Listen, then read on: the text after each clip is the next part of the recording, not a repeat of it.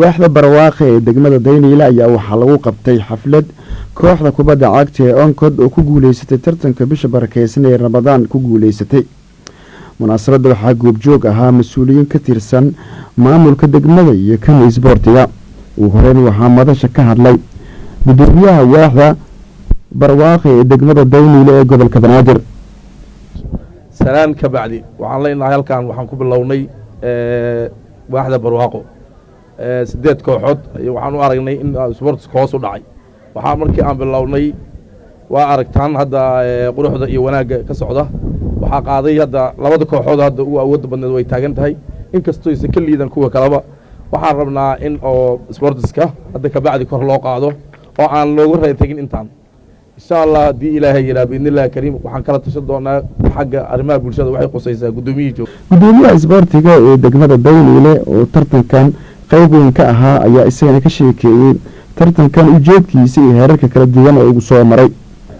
runtii waqtiga oo nagu gaabsiyo hadalka in aan sii badiyo marabo laakiin dhalinyaro waxaan idin sheegaa runtii waxa noo bilaabanayo waaxda barwaaqo oo kaliya ma aha. waxa noo bilaabanayo waxay tahay inaan isgarab istaag muuqdo ku sameeyno guud ahaan isboortiga degmada.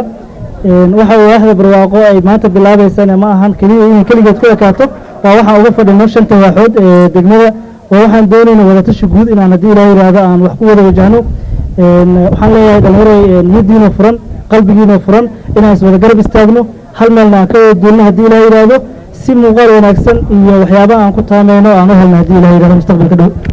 kulamada la ciyaaray tartanka intiisa badan waxaa goobjoog ahaa qaar ka mid ah ciyaartooyda dalka iyo macallimiinta hogaamisa qaar ka mid ah kooxaha waaweyn ee dalka.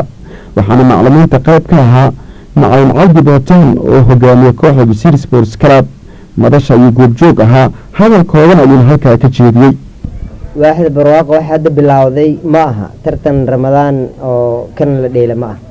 waaxda barwaaqo waa waaxda ugu weyn marka laga hadlayo degmada Daynile. ciyaartooyda ugu magaca weyn oo degmada Daynile soo martana waxay ka soo baxeen waaxda barwaaqo. gudoomiyaha waaxda barwaaqana waxaan ku faraxsanahay inaan barwaaqada aan naqaano soo celiyey inuu maaragtay degmada Daynile hurdada ka kiciyey in ciyaartooy badan oo kooxda maanta ani macalinka u ahay iyo kooxo badan oo wadanka ka dhisan ba anfici doonaan aan meeshan ku arkay anoo albitre aadan ugu faraxsanahay. kooxaha wadanka dhan iyo macallimiinta wadankan waxay jecel yihiin in ciyaartooy soo baxdo. xafladda waxaa soo xiray gudoomiye ku-xigeenka arrimaha bulshada ee degmada Daynile ee gobolka Banaadir kaas oo u mahad celiyay qabanqaabiyaasha tartanka iyo weliba ciyaartooyda ka qayb qaadatay tartanka inta uu socday. waxaan aad ugu faraxsanahay inaan ka soo qayb galo xaflad lagu maamuusayo tartan isboorti ee ay qabteen waaxda barwaaqo maamulkeeda isboorti iyo maamulahan. runtii waa wax lagu farxo in inta waaxdu tartan qabato soo gebagaboobo la sabaalmariyo waxaan aad ugu farxo loogu farxo waana aadan rajaynayaa inay saan oo kala dhici doonto. waxaan si gaara u ammaanayaa waaxda barwaaqo oo hormuudkeeda yahay gudoomiye Faarweere oo runtii noqotay waaxdii ugu horeysay ee tartan isboortis u qabatay qaybaha kala duwan iyo dhalinyarada isboortiga ee waaxdan ku nool oo runtii aan hubo inay yihiin dhammaantood dhalinyaro nabadeed isboorti oo sida ka muuqata halkan wajiyadooda aan ka arkayo iyo maamulkooda ku dhiiraday inuu horkaco u nidaamiyo isboortiga. waxaan leeyahay gudoomiye iyo tiimka kula shaqeeya guud ahaan hambalyo waxaad qabateen arrin aad u muhiim ah. hambalyeynaya guud ahaan isboortiga waaxda gaar ahaan 8 kooxood halkan timid ee muujisay xirfadoodii isboorti sawirkoodii iyo tartankoodii gaar ahaan waxaan si gaara u sii ammaanayaa uguna hambalyeynayaa labada kooxood ee Onkod iyo Buurka Cashara oo halkan soo gaaray maantana halkan kaalinta koowaad iyo kaalinta labaad ku jira. waxaan rajaynayaa dhalinyarada kale ee waaxaha kale ku nool idinku dayo doonaan hormuudna aad u ahaan doontaan iyo tusaale ay ka qaataan tartanka isboortiga.